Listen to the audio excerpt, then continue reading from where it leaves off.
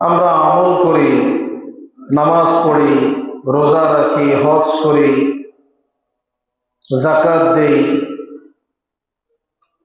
দান সৎকা করি, এগুলোকে বলা হয় করণীয় আমল। বর্জনীয় কিছু আমল আছে,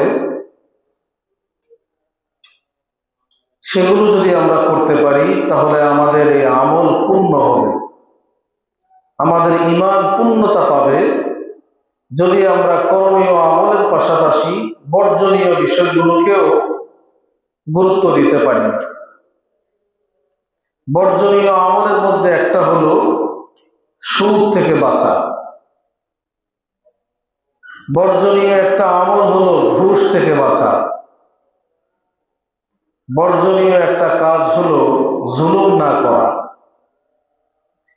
বর্জনীয় একটি কাজ হলো হারাম থেকে বেঁচে থাকা। মুসলমান প্রতিনিয়ত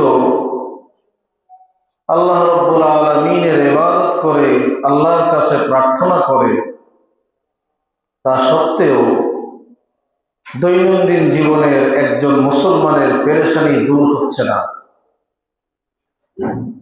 এই সংকটের অন্যতম কারণ হইল আমরা হারাম থেকে বাঁচতে পারি না, জুলুম থেকে বাঁচতে পারি না।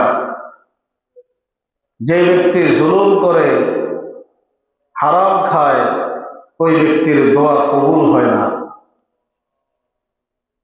এজন্যে নেক আমলের পাশাপাশি,